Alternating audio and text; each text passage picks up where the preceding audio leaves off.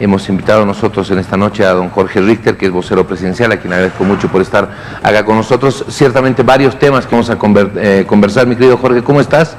¿Cómo estás, Jorge? De varios días que te estoy pudiendo recibir acá en el programa. Sí, es cierto. También ha habido algunas dificultades para poder venir antes, por temas finalmente de agenda y de cuestiones de trabajo. Aprovecho, sí, para saludar y dar las buenas noches a todos los bolivianos, a todas las bolivianas. A ver, en su momento conversamos bastante sobre el rol de Salvador Romero, especialmente el 2020, en los programas de análisis que hacíamos respecto a un 2020 muy movido, de elecciones que tenían que desarrollarse, que se suspendían, un acuerdo político, finalmente ese acuerdo que se valida ante el Parlamento. Bueno, hablamos bastante sobre el papel de Salvador Romero y hoy llega este punto, este momento en el que él anuncia su renuncia. ¿Qué sensación te queda? Primero, como analista, y luego, casi inmediatamente, si te puedes despojar de estas dos funciones, como vocero, desde la visión del gobierno. Sería bueno siempre, Jorge, saber por qué la renuncia. Esto lo tendrá seguramente que explicar el señor Romero, no hacer algunas inferencias que casi terminan siendo una especie o suerte de adivinanza.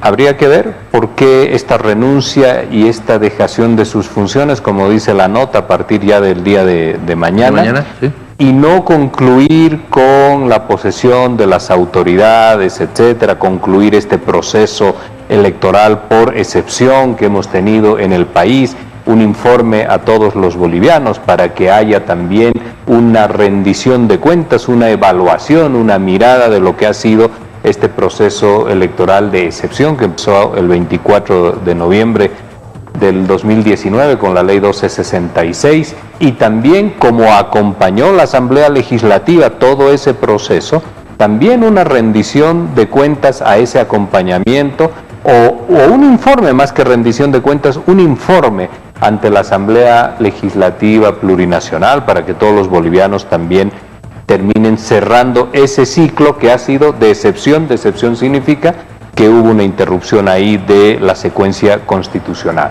Esto seguramente lo va a señalar o lo va a explicar en algún momento el señor Romero. El otro punto es que posiblemente se tornó muy complejo siempre trabajar por el origen de la nominación del señor Romero.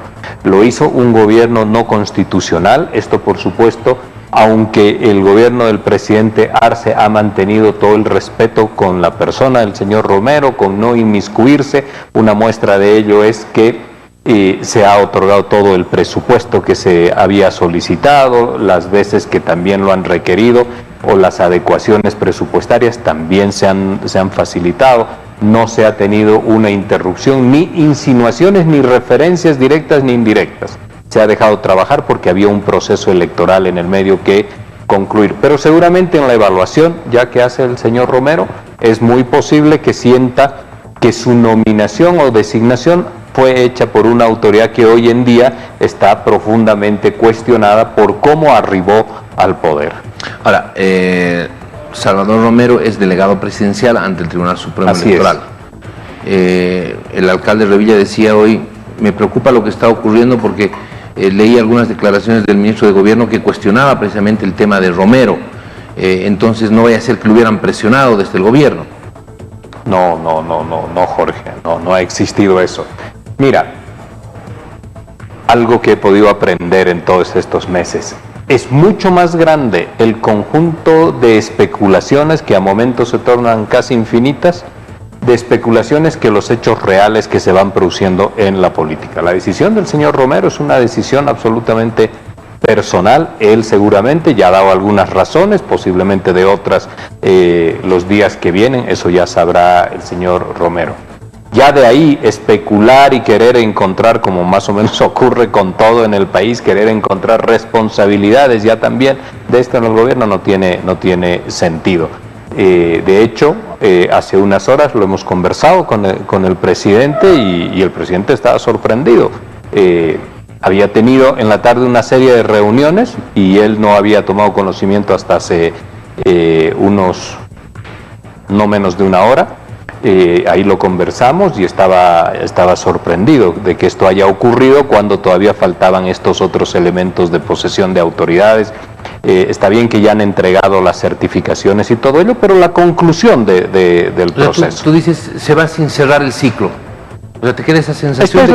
Esta es la sensación que deja, pero es un ciclo que se pudo haber cerrado en cuestión de esperar, por ejemplo, una semana más, presentar un informe al país de lo que ha sido en la perspectiva de él también, seguramente lo hará, todo este proceso tan azaroso que ha vivido el país, y el inicio de nuevas autoridades ya en el país, de todas las autoridades y del proceso de institucionalización democrática, constitucional, eleccionaria que estamos viviendo ahora en Bolivia.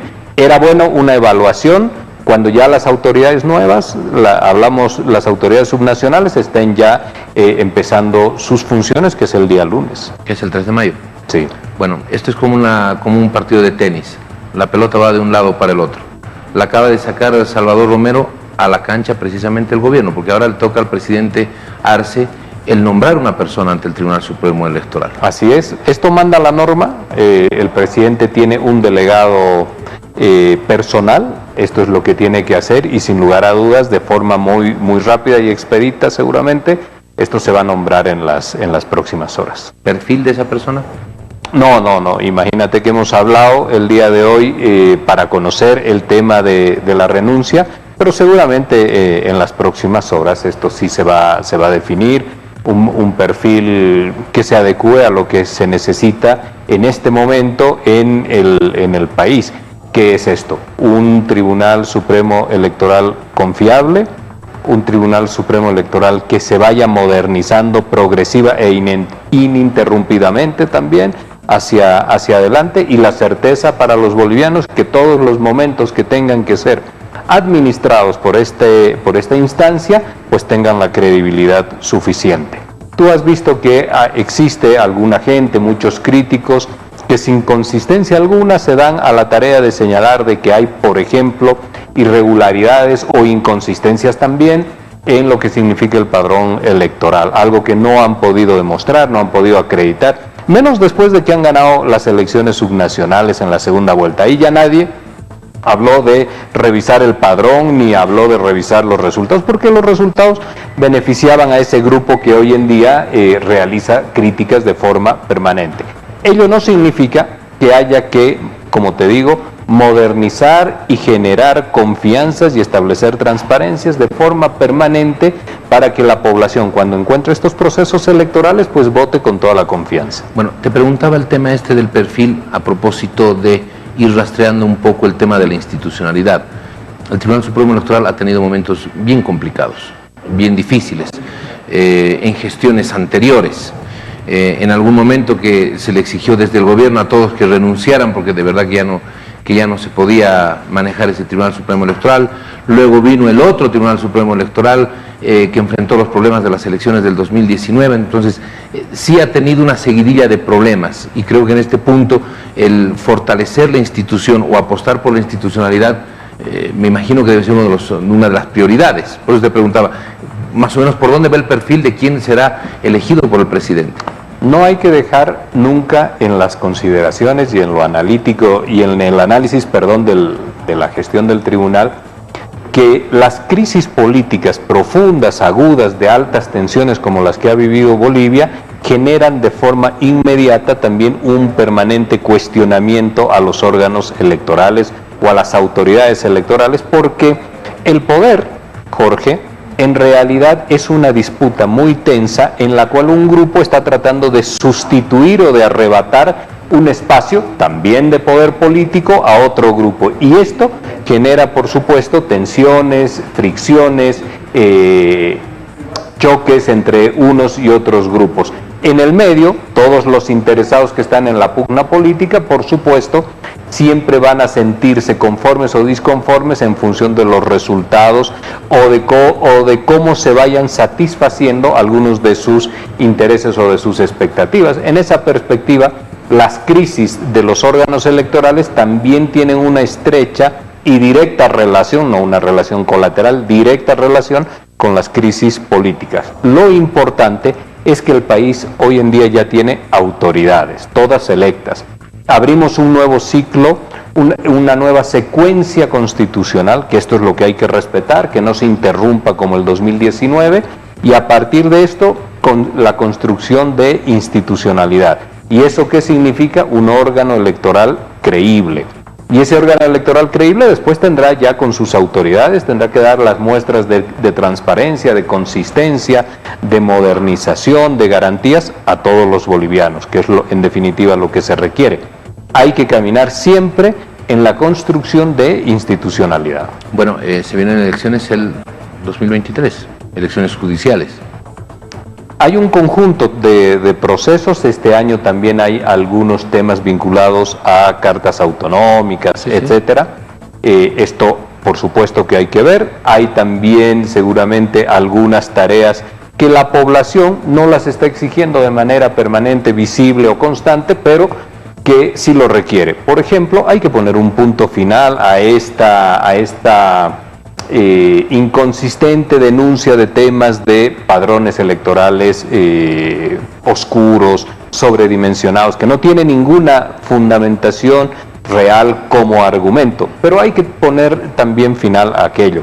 Y ese final no es por una vía impositiva y autoritaria, sino es un final abriéndole a la gente que se pueda esto observar, que pueda auditarse el padrón electoral, modernizarse los sistemas informáticos, etcétera, y que los bolivianos puedan tener confianza en su sistema electoral. Eso es absolutamente importante. El daño, Jorge, que le ha producido la Organización de Estados Americanos el año 2019 al sistema electoral en Bolivia es algo, como le ha ocurrido a Haití también, que transcurren 5 o 10 años y se sigue arrastrando. Por ello es muy importante que la autoridad que se vaya a hacer cargo del Tribunal Supremo Electoral como presidente tenga la capacidad, la decisión, la firmeza de poder, sí, rápidamente devolverle confianza y credibilidad a esta institución. No te olvides que hay una querella presentada por el Tribunal Supremo Electoral por el tema del fraude electoral. Bueno, el tema del fraude electoral, Jorge, también va a ser, si podríamos decir, la temática más sensible y delicada que va a tener que tratar en los próximos meses el Tribunal Supremo Electoral. Porque los bolivianos, que estamos hoy en día todavía fuertemente enfrentados desde la perspectiva política y también desde la perspectiva social, esto no ha bajado, esta temperatura. Puede haber encontrado un cauce algo tranquilo, pero el enfrentamiento no está resuelto. Y ello, Jorge, no se va a lograr resolver, no se va a lograr zanjar en tanto y en cuanto no se solucione lo que ocurrió en el año 2019. Y uno de los elementos del año 2019 que constituyen el conjunto de engranajes que estructuran el golpe de Estado es esta construcción de fraude electoral. Pues eso también va a tenerse que investigar. Veremos si quien se hace cargo toma esa decisión. Bueno, son dos narrativas que coexisten en este momento. No, ahí yo discrepo profundamente contigo. No es una narrativa, Jorge, por lo siguiente. La narrativa es una construcción teórica finalmente, una construcción comunicacional, si tú quieres, hacia afuera. Lo desencata, lo desacaba, las fuerzas militares señalándole al presidente que tiene que renunciar. Eso sí no es una narrativa, porque 37 muertos, 800 heridos, claro. Eso está absolutamente claro. Eso lo hemos vivido, ¿no es cierto? Y desde la prensa ustedes lo han relatado, seguramente con angustia, pero también lo han comentado, ¿no? Entonces, eso no es hay una realidad que vivió el país y hay sí una narrativa que está tratando de siempre referirse de una forma que oculte muertos, heridos, gente apresada, gente encarcelada. Entonces, es una narrativa contra una realidad. A lo que yo me refiero es a la narrativa de, obviamente lo desencata, lo desacaba, y de los muertos en Montero, y de toda la gente que lamentablemente perdió la vida. Eso está siendo investigado, lamentablemente eso sí ocurrió. De la oposición dicen, no hubo golpe, hubo fraude, y del MAS dicen, no, hubo un golpe, no hubo un fraude. Pero ojalá que ahora la nueva autoridad que se haga cargo lo investigue, porque eso sí hay que cerrar, y hay que investigar aquello. hay que investigar aquello, porque esa narrativa del hubo fraude indemostrado hasta el día de hoy, porque quienes lo gritaron al mundo entero, no solo a Bolivia, hacia el mundo entero, no han acreditado las pruebas necesarias. No es decir, ahí hay cientos y miles de pruebas. Las pruebas necesarias que se tiene para poder señalar, señores, hay una mecánica de fraude que instalada de forma constante beneficia a uno en detrimento del otro. Eso no ha existido en el país. O sea, el informe de la OEA, tú no le das... El informe de la OEA, cuando tú tengas tiempo, Jorge, y un día que no tengas mucho contenido, pues hablamos de la OEA. De la OEA respaldado por la Unión Europea, ¿no? El informe de la OEA, yo te puedo demostrar el cambio de tendencia, que hay ahí ocultamiento de información. Te puedo demostrar cómo ha funcionado el TREP, te puedo demostrar cómo ha sido el tema de lo que llamaron los servidores ocultos y el usuario anónimo. Todo esto con nombres, con apellidos, con las lógicas de cómo se ha manejado aquello para poder generar ese cambio de tendencia, etcétera. Eso, ese informe, quiero decir, de la OEA no tiene consistencia, y esto se lo han demostrado muchas otras universidades y técnicos y profesionales que lo han estudiado. Pero también podemos decir algo. Jorge, dos preguntas. Un día yo te cambio el lugar, tú te vienes aquí, yo te puedo hacer ahí unas preguntas. Al final nos llamamos igual. Al final nos llamamos igual, ¿no es cierto? Te dejas la barba y se arregla. Yo te puedo preguntar ahí algunas cosas. En 60 minutos, la señora Áñez, el 12 de noviembre, se arroga la presidencia del Estado, toma el control del Estado. ¿Hubo quórum? No hubo quórum. ¿Hubo quórum en el Senado para que ella pase a ser presidenta del Senado? No. ¿Hubo quórum en la Asamblea Legislativa para que ella pueda hacer la interpretación de no leer las cartas de renuncia que están en el artículo 170 de la Constitución? Tampoco. Ella dijo, el expresidente y el ex vicepresidente ya salieron de forma definitiva del país. El artículo 173 de la Constitución te dice que puedes estar fuera 10 días sin permiso de la Asamblea. Entonces, estos elementos donde la señora Áñez hace interpretaciones absolutamente personalísimas, y después, como por arte de magia, aparece un comunicado del Tribunal Constitucional Plurinacional que no tiene ninguna fuerza legal, porque no es un auto, no es una declaración, no es una resolución constitucional. Aparece ese comunicado que no sabemos también quién lo ha tramitado, eso habrá que investigar, para poderle dar cierta valía constitucional y denominar sucesión constitucional a un hecho absolutamente irregular. Este conjunto de hechos profundamente irregulares por los cuales está siendo investigada la señora Áñez, ¿son una narrativa o son una realidad? Son claramente una realidad. La narrativa está en querer decir, señores, no hubo quórum porque no quisieron venir los señores del MAS. Eso es verdaderamente una narrativa. La intención de querer desordenar el debate y los hechos que ocurrieron en aquel momento tiene la intención, Jorge, de generar impunidad. ¿Impunidad de quién? De esa larga lista de gente que estuvo comprometida con los sucesos que se generaron desde el 21 de octubre del 2019 hasta el día 12 de noviembre de ese año. Que es por lo que está anunciando un proceso a Andrónico Rodríguez. Exactamente. También hemos podido observar que hay una ampliación de cargos y de elementos que la señora Áñez en esos días hubiese vulnerado.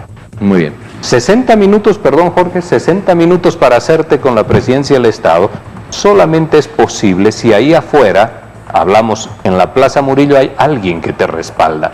Y no eran movimientos populares los que respaldaban, eran las fuerzas militares, las fuerzas policiales, que estaban respaldando la conformación, unos sectores, no todos, pero la conformación de un gobierno que no era constitucional.